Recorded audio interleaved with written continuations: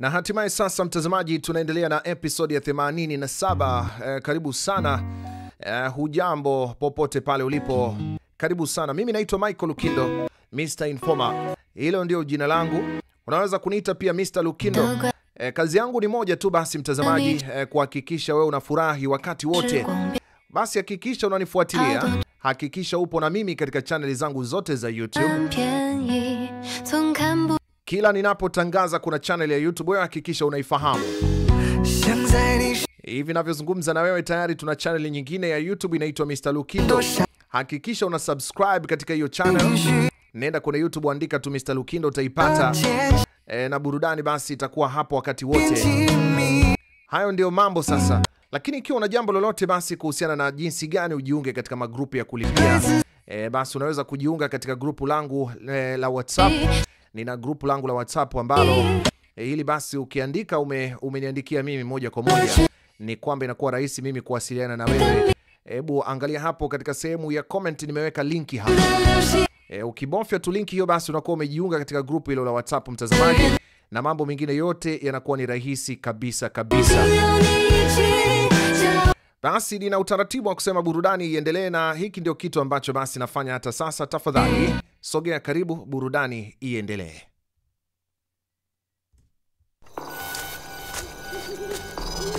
Sasa utakumbuka Zhao ameamua kuvunja zile ethics za kazi baada ya tu ya kuona mzee Song ameamua kufuatisha kile ambacho mtoto wake amesema. Basi akaamua kuchukua baadhi ya share na dokumenti fulani. Sasa unajua kabisa kwa namna moja au nyingine alimchukua huyu kijana kama kumteka. Anasema sasa ikiwa nadhani kwamba ungenigeuka mimi, acha nifanye kitu ambacho najua kitakunyoosha, kwa kuwa hii pete ndio ambayo ingeweza kukupa uthibitisho, ama basi baba yako angekutambua kwa pete hii, basi hata iona tena, na si rahisi sana kubaliana na wewe. Hicho ndicho ambacho yalikuwa anaamini. Kijana hana fahamu, ameenda kuwekwa porini kabisa. Binti akaja haraka. Hey, Mr. Song. Nini kimetokea tena? Hebu niambie. Nimemtafuta kila mahali, Sha Yushang simuone. Na Mr. Zhao pia haonekani. Lakini usione wakati wa mchana. Una uhakika kwani kuna shida au nini kimetokea? Hapana, kuna kitu hakijakaa sawa. Mr. Zhao kuna kitu tu atakuwa amefanya. Hebu tulia basi. Hebu tulia kidogo. Una uhakika lakini hicho unachosema? Kwamba Zhao amemchukua Sha Yushang na amemteka. Akampigia simu.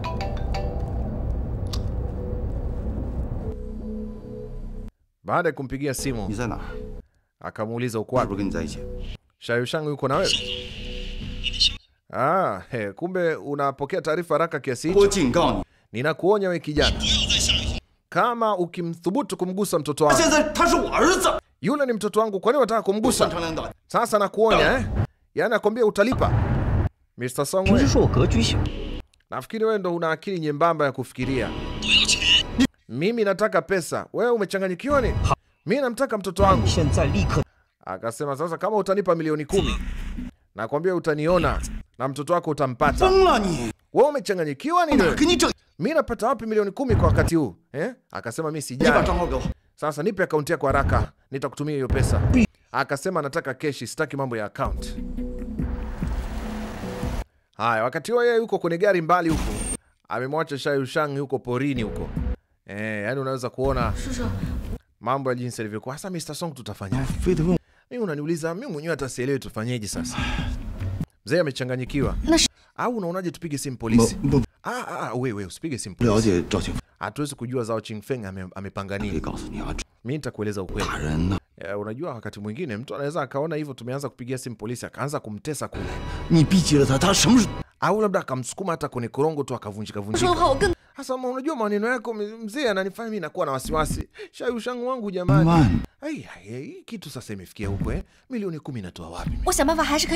Mimi nishajua jinsi ya kufanya. Umeshajua jinsi ya kupata pesa? Basi subiri nikwambie, au tumtumie message. Kidogo simu ikaita. Yuxing. Unamtafuta Sha Yuxing, mimi ndo naongea hapa. Ulikuwa unamtaka arudi akiwa hai sio? Sasa mimi niko hapa Mekong Tower. Nasubiri hiyo milioni 10. Kama mtakuja au hamji, mtajua wenyewe. Madhara mtakuja kuyaona baadaye. Hapana Mr. Zhao, usifanye hivyo na kwa lisaa kwa kweli milioni 10 kuipata itakuwa ngumu. Tupatie muda zaidi tafadhali. Hapana, mimi nawapa lisaa tu. Fanyeni kama nilivyosema, kama mnamtaka kumuona tena.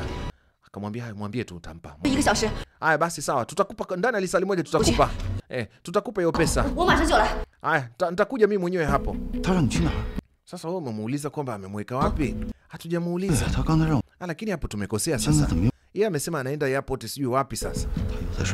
Huu mchezo unaotuchezea huyu ni mchezo gani? Au sikia nikwambie, wewe nenda huko kupeleka pesa afu mimi naenda airport. Akasema sawa, akakubaliana wagawane. Haya basi sikia nikwambie, wewe mpe chochote anachotaka. Lazima mtoto wangu awe salama. Binti amebeba pesa. Mapesa na mapesa. Tunapozungumzia milioni 10 sio fedha za China. Tunazungumzia dola za Marekani. Kwa hiyo ndo maana inakuwa ni pesa nyingi kwa wakati huo kuzipata. Basi wakati huo basi binti alipofika sehemu ambayo walikuwa wamekubaliana, akaamua kupiga simu. Hello? Nishafika hapa ulikonielekeza kuja. Wewe uko wapi? Unaona kuna boti mbili kwenye mto. Binti akachungulia. Angalia kuna huku. Akasema sawa. Basi alikuwa ameelekezwa kwenda kwenye hizo boti. Basi binti akashuka moja kwa moja. Anaelekea kwenye zile boti sasa. Baada ya kufika kwenye zile boti, wote tunajua kwamba kijana anamtazama kwa mbali. Anamtazama kwa mbali. Anajua tayari binti kashafika eneo husika. Sasa kila akiangalia haelewi. Kabidi apige tena simu. Hello? Mimi niko kwenye boti tayari, wewe uko wapi? Wewe Zhao Qingfeng. Nishafanya ulichosema. Nimeleta hizo pesa na sijapigia simu polisi. Sha Yuxing yuko wapi? Inaonekana unampenda sana. Hadi imefikia umeamua kuja mwenyewe. Haya basi sawa, sikiliza. Basi pale alimpatia maelekezo fulani. Binti akapanda juu gorofani. Unajua kuna zile boti ambazo zina chini na juu. Kapanda mpaka juu. Afika juu pale, kawa anashangaa. Kaona elewa, akapiga tena simu. Haya, uko wapi? Wewe weka hapo hiyo nani ya hela hiyo. Lazima nimuone ndo niweke nani ya hela hapa. Hauna mamlaka yoyote ya kunipangia. Kama uweki hiyo pesa, hautamuona tena, utamuona akiwa ameshakufa. Binti akatetemeka. Basi binti baada ya kusikia mikwara kama hiyo, kabidi aweke ile briefcase ya pesa pale. Baada ya pale akashuka ngazi. Mwamba anamtazama kwa mbali tu. Kwa hiyo kila kitu yeye anakiona, yani anajua anachofanya jamaa. Ni mchezo ambao ameamua kuwachezea Mr. Song pamoja na binti. Haya, huku na huku kuna mtu mmoja tunaona hapa alikuja akachukua zile pesa. Huyo mtu ni nani? Tunaona amevaa kofia nyeusi, ni yeye Mr. Zhao mwenyewe. Yeye aliamini ile pesa tayari ameshaichukua. Anakutana na binti anamsubiria. Zhao Qingfeng, wapi alipo Sha Yuxing? Pigwa kwanza na kiatu kikamkosa. Wakaanza kutimua na mbio. Mwamba anakimbia kwelikweli. Binti naye anamkimbiza. Huyu binti wakati mwingine anatushangaza sana.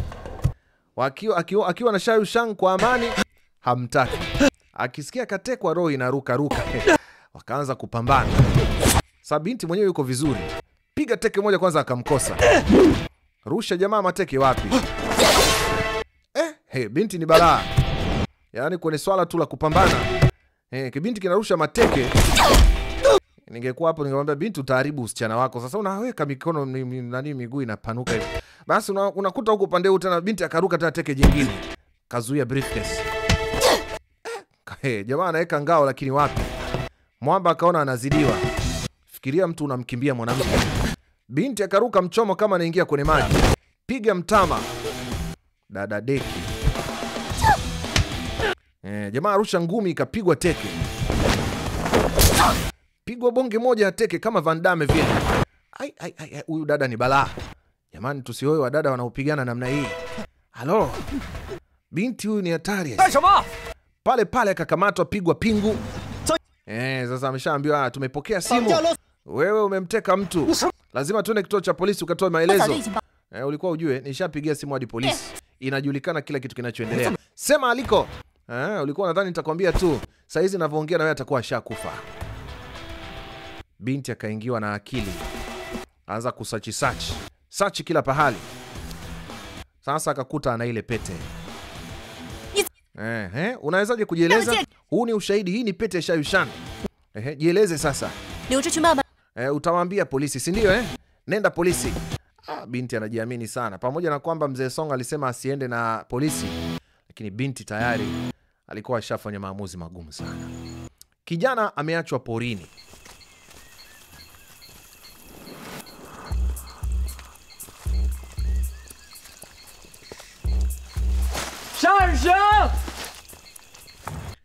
Asa huko porini, maana yake ni kwamba hii ni baada ya ile tunaita kizungu intel, kwamba unakuwa umeshaambiwa labda baada ya kumhoji hapa na pale, waliweza jamaa aliongea kwamba ni wapi aliko Sha Yushan. Kwa hiyo kundi kubwa la askari wakawa wameenda pamoja na binti wakijaribu kutafuta huku na huko ili waweze kumpata Sha Yushan. Unaona wako na kijana, kwa hiyo kijana anaelekeza wapi alikoenda naye. Haya, sema mali aliko, sema haraka. Askari, mnaonaje labda tungegawana kila mtu aende upande mwingine? Mimi nitaendelea kuhakikisha huyu jamaa hatoroki. Binti anajiamini sana. Ana uhakika kwamba huyu jamaa atafanya nini. Ana mundu. Haya, tazama kijana wakati akiwa amelala hapo, zile kumbukumbu zote za utotoni ambazo zilikuwaga zimeyeyuka zikaanza kurudi. Unaona yeye akakumbuka jinsi alivyovunja sehemu ambapo walitekwa zamani. Alimwambiaga binti ambaye walikuwa naye, ambaye wote tumeshajua kwamba ni binti Miss huyo Ma au Kai, kwamba najua hatuwezi kukimbia mbali, lakini basi ngoja ni kujitahidi kukusaidia. Na akamuokoa. Wakatoka hapo pamoja. Wakati wanakimbia, pana watu wawili waliokuwa wanawatimua mbio. Kijana akamwachia binti akamwambia wewe kimbia huku na mimi nakimbia huku.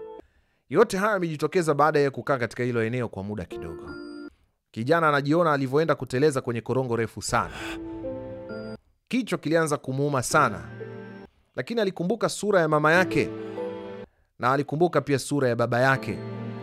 Wanasema mtoto anapokuwa na umri wa kuanzia miaka 5 na kuendelea, chochote kinachomtokea hapo ana uwezo wa kukikumbuka hata kama akiwa mtu mzima. Kwa hiyo kuweni makini mnapokuwa mnapigana mke na mume mbele ya mtoto wenu. Mtoto anakuja anakumbuka kila kitu. Anasema mimi baba yangu alikuwaga anamtesa sana mama, au mama alikuwaga anatutesa sana. Anakuwa anajua. Wewe unaweza ukaachiwa mtoto wa mtu umri miaka 5 ukamfanya unavyojua, lakini kumbe basi umri wa yule mtoto ni umri unaotunza zile kumbukumbu. Kwa hiyo kwa kifupi ni hivyo. Kijana akapata memory. Alikuwa anaulizwa vipi ukumbuki chochote? Anasema sikumbuki chochote. Kwa hiyo sasa hivi na yeye amethibitisha kwamba baba yake ni mzee Song baada ya kukumbuka na amemuona kwa sura kabisa. Sasa angalia, na yeye anajaribu kujitafuta. Anajikuta tu yuko porini. Na yeye anatoka huko juu porini kwenye miti huko. Anajaribu kuitafuta njia ya kurudi sasa aweze kupata kuwa salama. Unaweza kuona mambo kama hayo mtazamaji. Binti anaita kwelikweli ili jamaa japo aitike na binti aweze kuthibitisha jamaa yuko salama. Jamaa naye hata haitiki. Sasa kaenda kagonga tena kichwa. Ukiacha lile rungu lililopigwa, anaendelea kugonga tu kichwa. Kidogo kasikia anaitwa. Akasema huyu ni Kai. Binti anaita. Binti anaita kwelikweli. Basi wakati alipokuwa anaendelea kuita, binti anajiuliza uko wapi? Uko wapi? Hebu nijibu. Huyu Makaya mara nyingi anaonaga picha na nini. Lakini kipindi hiki naona hakuweza kuona wakati ambao, yani hakuweza kufanikiwa kuona ni wapi amba, ni tukio gani linakuja mbele. Sasa kijana anaisikia ile sauti.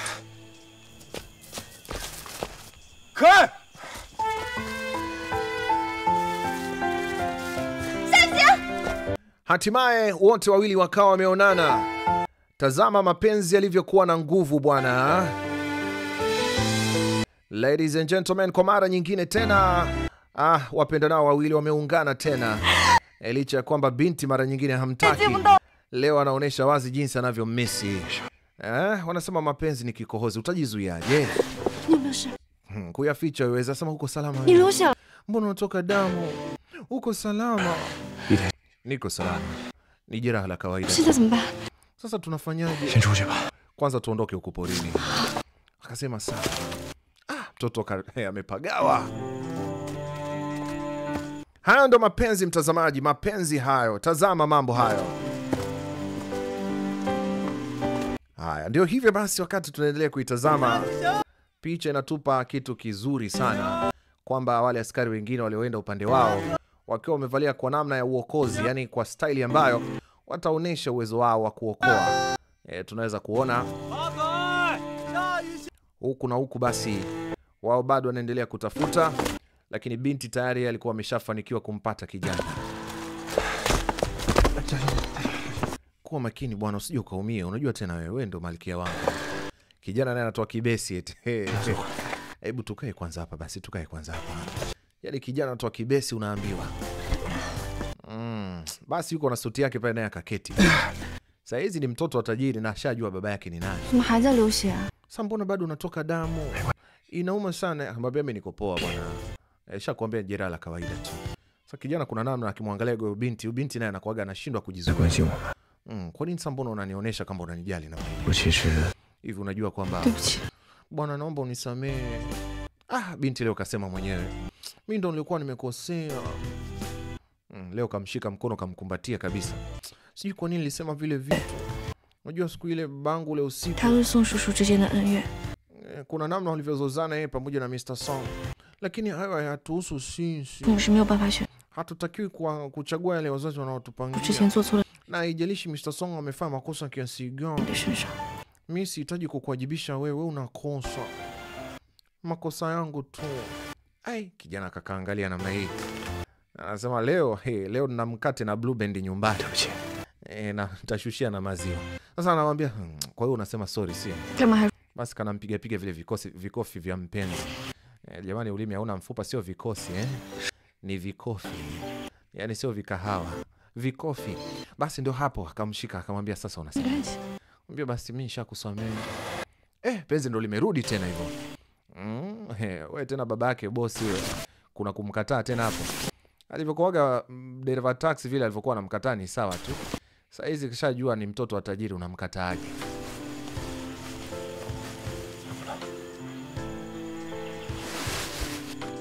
Nakwambia leo hata kumwachia hataki. Ni kumkumbatia. Utamwambia nini binti? Ndo kashapenda tena. Utamwambia nini? Kusema haijalishi nini kitatokea. Naomba tuache yote yaliyopita, si ndwele, tugange yajayo. Unajua umenipa wasiwasi sana. Mtoto anakuambia alegeza sauti hapo. Mimi umenipa wasiwasi mpaka nikawa siwezi hata kuhema. Kijana asemi chochote, anasikiliza tu. Kumbe upata wasiwasi hivyo. Sasa ulitaka apate nini? Basi uendelea kunilalia kifuani. Hata ikiwezekana nilalie siku nzima. Jamani, wewe kaka wewe. Akulalie siku nzima wakati mko porini nyinyi. Basi walibaki hapo wamekumbatiana, wakisubiria msaada wa wataalam. Wataalamu wakaja pale, wanamuita Kai. Wametafuta sana. Sasa unaweza kujiuliza Mr. Zhao aliingiwa na nini mpaka akafanya ujinga wote. Na sasa ameingia kumpeleka kijana watu porini ndani huko. Binti akafurahi kweli, anasema kikosi cha uokoaji kiko hapa.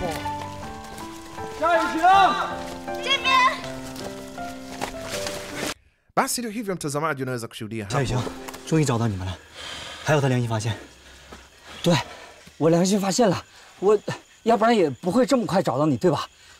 马总，我拿走的钱，我马上 nitakurudishia fedha zote ambazo nilikuwa nimechukua. Tafadhali nakuomba unisamehe, niachie niende huko. Naomba usizungumze sana. Tutakutana mahakamani. Xiao Shang, hebu mwambie basi. Wewe mwambie basi, wewe si ni mtoto wa mzee Song wewe? Kweli utaruhusu mimi niende jela jamani? Wewe umesema nini wewe mjinga wewe? 你以为他在印尼的那家公司真的 Haujui kuhusiana na kampuni yake ambayo iko Indonesia? Ana kampuni ya mawasiliano na miradi kibao. Nenda muulize baba yako. Unajua mimi nimetengeneza fedha kiasi gani kutokana na huo mradi? Yushin alikasirika sana. Alijua baba yake kumbe alikuwa na miradi yake ya siri. Hiki kitu alibaki nacho rohoni licha ya kwamba alikuwa katika matatizo. Lakini tumeona basi wameunganika tena. Unajua saa zingine matatizo huwa yanawaunganisha watu jamani. Sasa hivi tumesharejea kwenye hoteli. Mzee alifurahi sana. Akamuita kwa jina lake. Jie! Sasa akamkumbatia, lakini kijana hana steam kabisa za kumkumbatia. Unaweza kuona amerudi akiwa na steam za hasira, kinyongo. Kwani uko sawa kweli mwanangu, mbona hivi? Mimi niko sawa tu. Asante pia kwa kuonesha unanijali.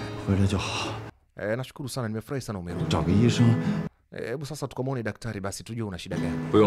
Hapana, hamna haja. Mr. Song, usijali. Nimeshafanya appointment na daktari atamwangalia.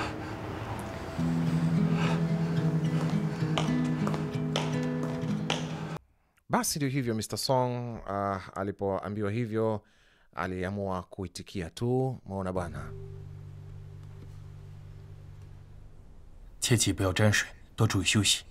Wala usiwe na shaka yoyote. Yuko sawa kabisa. Haya basi sawa.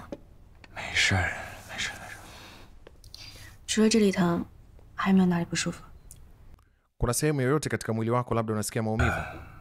Jamaa anasema hapana.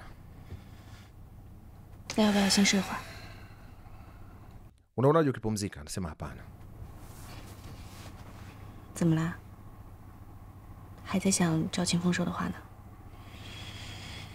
Labda baba alichosema kimekukwaza. Unajua wakati nafanya uchunguzi wangu niligundua ana makosa mengi sana. Hata hii kampuni ya PTV ambayo imetengeneza fedha nyingi sana ni ya kwake. Kuhusu fedha, mambo yake ya fedha zote amefanya kutokana na yani amepata fedha nyingi kutokana na utakatishaji fedha. Kwa hiyo umeamua utafanyaje? Akasema mimi hata sielewi.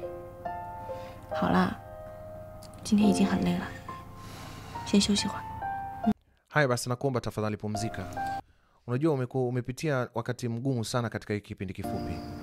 Haya mtazamaji, tutakutana kwenye episode inayofuata. Tafadhali nipe muda zaidi na jicho zaidi na sikio pia zaidi ili kusudi uweze kuenjoy zaidi. Mimi ni Michael Lukindo, Mr. Informer. Jiunge kwenye group langu la WhatsApp ambalo nimeweka link yake hapo chini kwenye sehemu ya comment tafadhali. Na kuna sinema nyingine ambayo inaitwa Last Princess. Hii ni kali na napenda muione wote, lakini siwezi kuiposti YouTube huku. Ndio maana nataka mjiunge kwa kulipia ni shilingi 1500 kwa mwezi. Unaingizwa kwenye group, unaendelea kuitazama Last Princess. Jamani, karibuni. Asanteni kwa kunisikiliza.